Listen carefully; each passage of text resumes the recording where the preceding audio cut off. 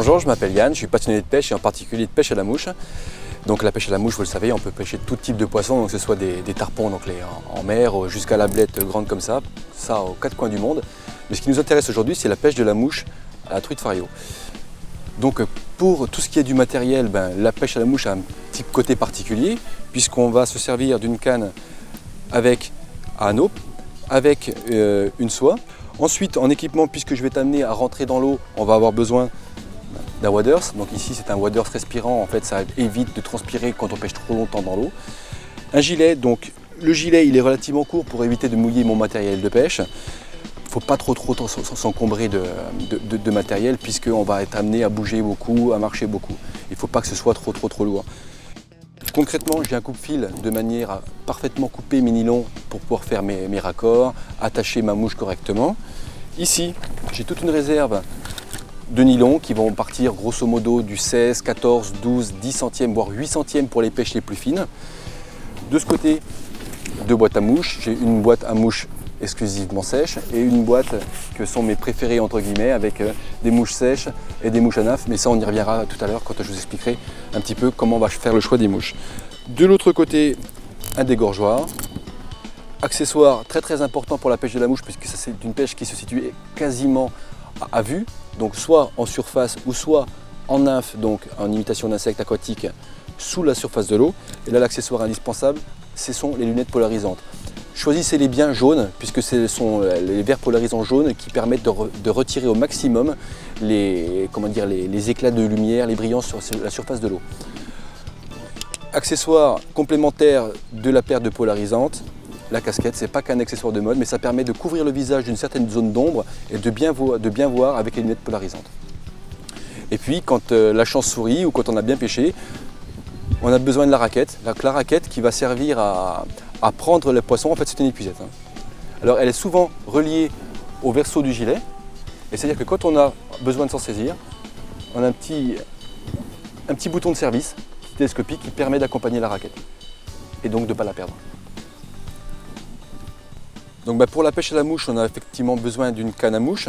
Ici, une canne à mouche, donc canne à mouche dit canne à anneau.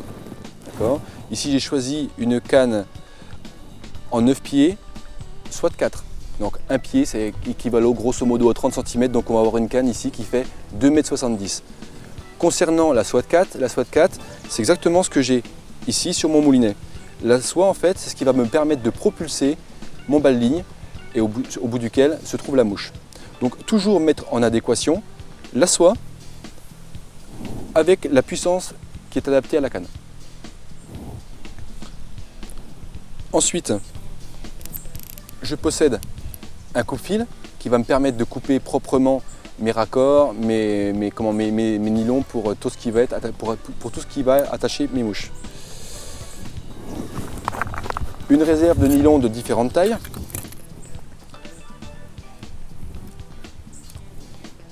Qui va aller du 16, 14, 12, 10 centièmes, parfois 8 centièmes pour les pêches les plus fines.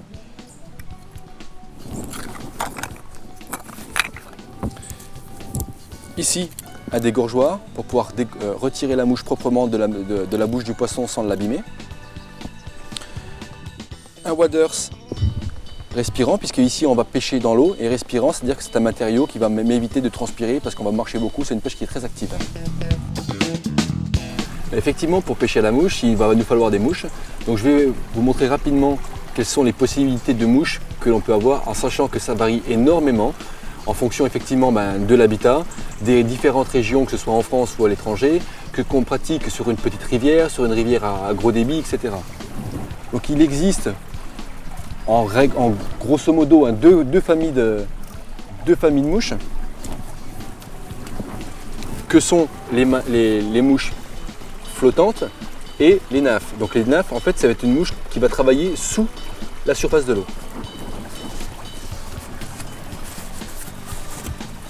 Alors ici, je vais avoir un assortiment de mouches sèches qui vont convenir. On a essentiellement des éphémères. Ici, effectivement, comme je le disais tout à l'heure, ce sont des mouches qui vont travailler sous la surface de l'eau, des nymphes. Une nymphe, en fait, c'est un insecte aquatique qui va, à terme, se transformer en mouche, ou non. C'est-à-dire qu'elles proviennent du fond de l'eau pour éclore dans la surface d'eau, dans la couche d'eau, pardon, et ensuite s'envoler. Donc des nymphes, il y en a de multiples façons, tout comme les mouches sèches. Ça va varier en fonction des goûts du pêcheur, mais surtout, ce qui est le plus important, il faut que ça colle le plus possible avec ce qu'on va pouvoir observer avec le milieu. Je le disais tout à l'heure, je vais attaquer avec cette petite mouche sèche en espérant qu'on va avoir ce qu'on appelle des gobages. Donc le gobage, en fait, c'est quand, comme ça, on a la mouche qui vient tomber sur la surface de l'eau, une mouche naturelle, et que le poisson va venir s'en saisir. Donc ça, c'est ce qu'on appelle un gobage. Quand on a repéré ces gobages et qu'on peut apercevoir avec quel type de mouche les poissons sont en activité alimentaire, on va donc faire son choix. En fait, à la base, la pêche à la mouche était essentiellement axée sur la pêche en mouche sèche, donc comme celle-ci.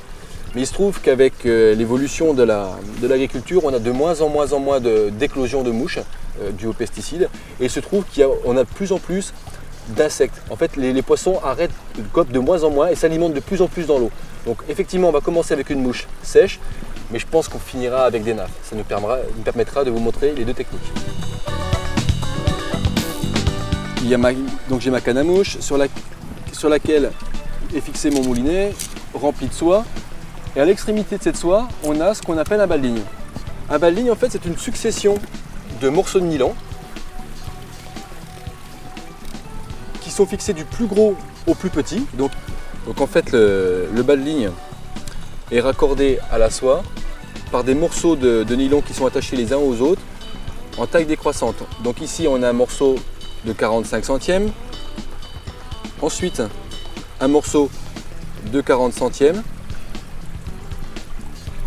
35 centièmes et ainsi de suite jusqu'à arriver à l'extrémité qui est un 10 centième. C'est sur ce morceau que je vais venir fixer ma mouche. Alors les bas-de-ligne, il en existe des longs, il existe des courts, des rapides, des lents. Tout ça va s'adapter en fonction de votre type de pêche. Donc ici j'ai choisi un bas-de-ligne relativement long, puisqu'il fait 6 mètres 50, qui va me permettre de pêcher et en sèche, et si l'activité des poissons n'est pas là, essayer de pouvoir pêcher en nymphe. En règle générale, les bas-de-ligne sont réalisés en 12 centièmes, mais quand les pêches deviennent de plus en plus difficiles ou quand il faut utiliser des toutes petites mouches, on peut passer en 10 centièmes, voire dans les cas extrêmes en 8 centièmes, comme sur les grandes rivières telles que le Doubs ou la Loue par exemple, pour pêcher la truite à vue. Donc, maintenant je vais vous montrer quel nœud je pratique pour attacher ma mouche. Donc ma petite éphémère jaune de tout à l'heure.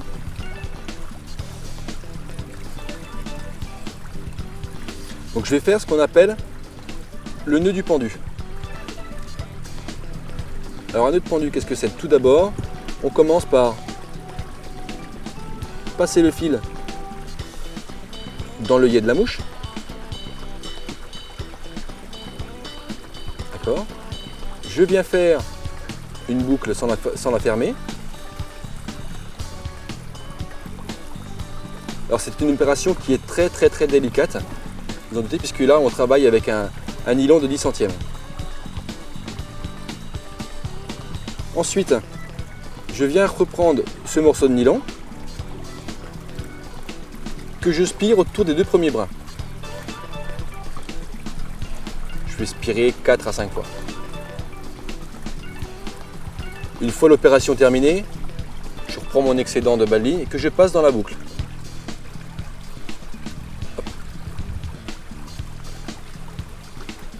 Donc, l'excédent du bas-de-ligne dans la boucle. Le nœud est formé. Opération très importante. Il va falloir particulièrement bien lubrifier les nylons pour éviter qu'ils chauffent, ainsi que pour pas qu'ils forment en fait une queue de petit cochon. Donc le meilleur lubrifiant que vous puissiez avoir, vous l'avez en permanence avec vous, c'est la salive. On salive bien. On serre le nœud jusqu'à venir le faire buter contre la mouche. C'est ici qu'intervient mon coupe-fil.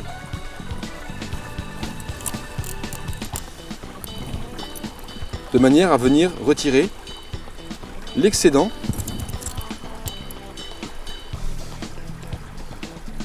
de nylon.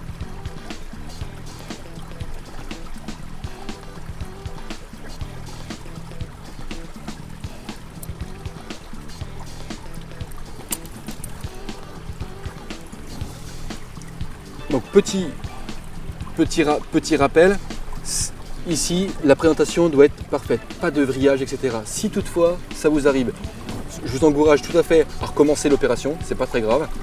Ou alors, pendant la partie de pêche, pas hésiter à lisser le nylon pour éviter les brillages. Ben voilà, on va pouvoir passer à la pratique.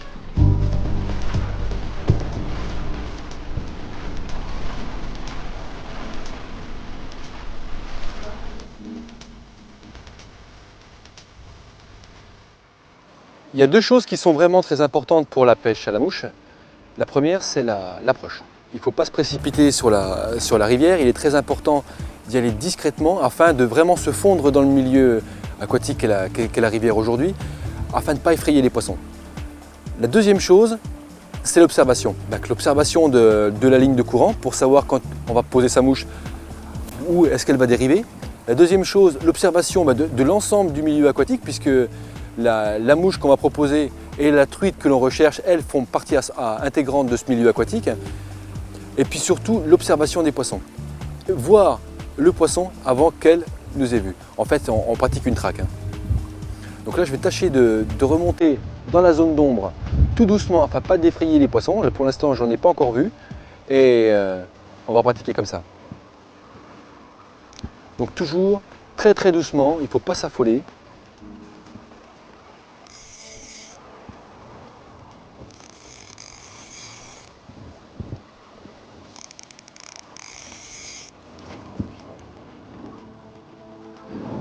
Alors une des choses qui caractérise particulièrement la pêche de la mouche, c'est la fameuse sortie de soie. Puisque c'est la seule pêche qui se pratique avec une soie. Et donc c'est un mouvement d'aller et venu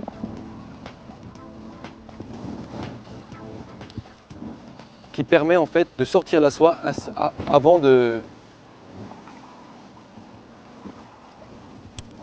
propulser la mouche. Alors toujours éviter ce qu'on appelle le dragage de la mouche. C'est-à-dire que la soie, le balit puis la mouche doivent flotter sur la ligne de courant sans jamais créer la moindre ride.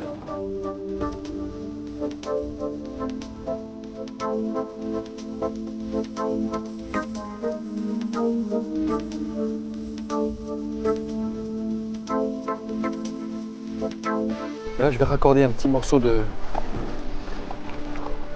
10 centièmes.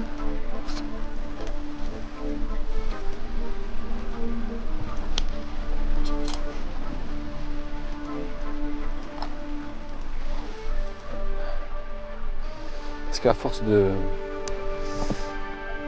d'installer des mouches sur le baling, de couper, de réinstaller une mouche, de couper, de réinstaller une mouche, votre pointe finit par diminuer. Donc il est très important de conserver une pointe de bonne taille. En fait, en termes de montage, ce qui se passe dans l'eau, ce sont les deux principales activités, à savoir monter les mouches et puis remettre des pointes.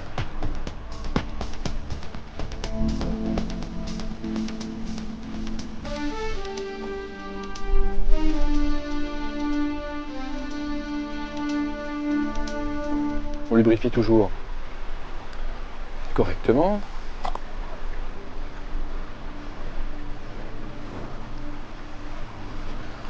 Et on vient, comme tout à l'heure, couper les excédents de nylon de manière à ce qu'on ait quelque chose de parfaitement propre, pour que rien ne ride sur la surface.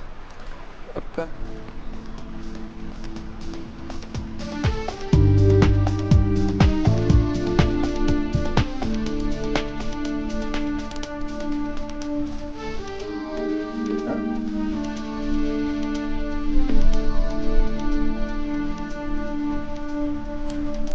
et 2.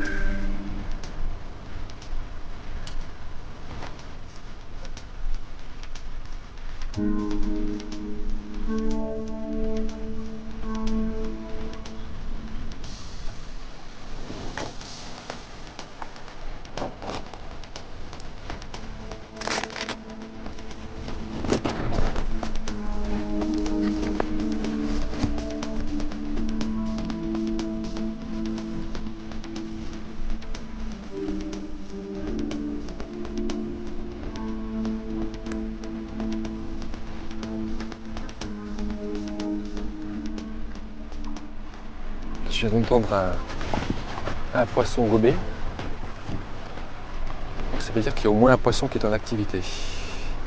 Bonne nouvelle.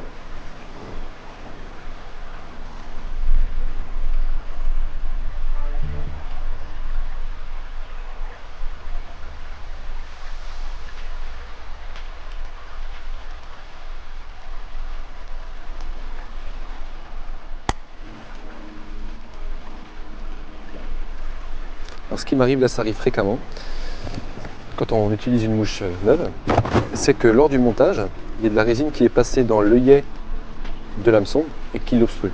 Donc c'est dans ce cas que les passe-mouches sont très utiles, puisqu'ils permettent de déboucher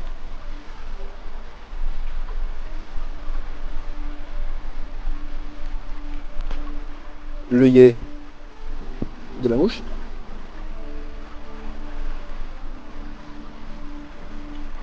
et de passer le nylon vraiment très facilement.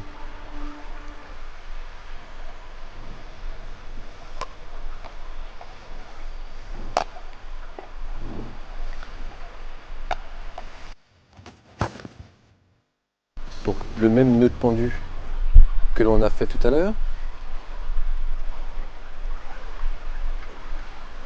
Donc on respire autour des deux bras.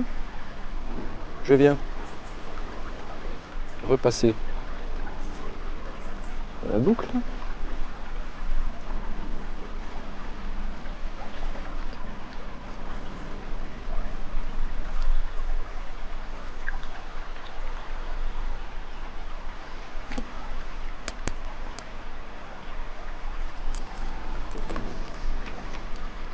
Et je peux reprendre la pêche.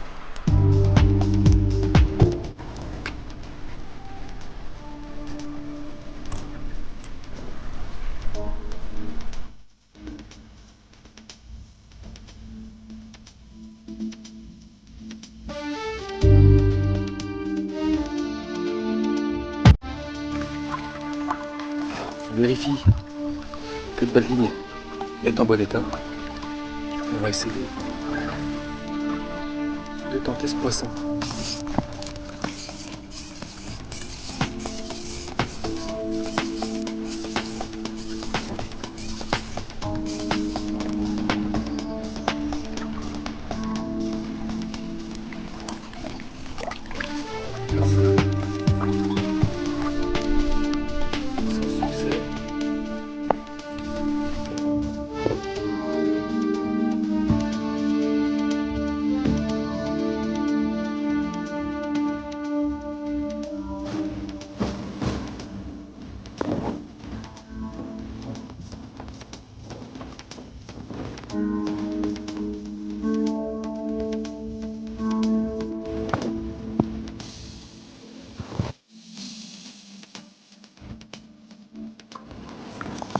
Et il est là-bas. Faut que j'y aille doucement quand même parce que je suis en 10 centièmes.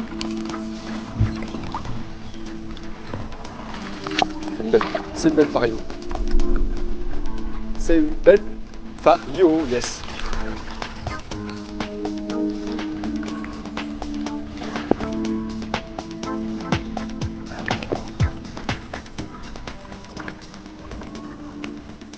Donc poisson caractéristique avec ses points rouges et ses points noirs. Poisson qui fait, on va dire 25 cm. Tâchez pas la laisser s'échapper.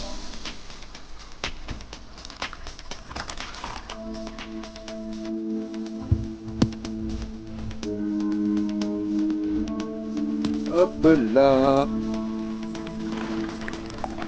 Magnifique poisson.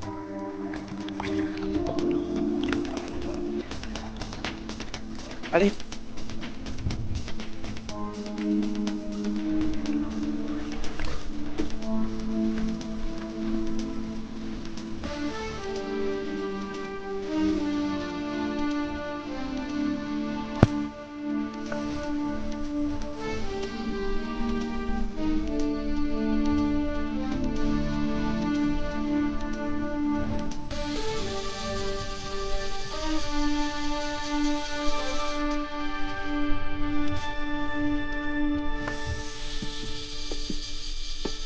Faut pas qu'elle se pèle dans les herbiers.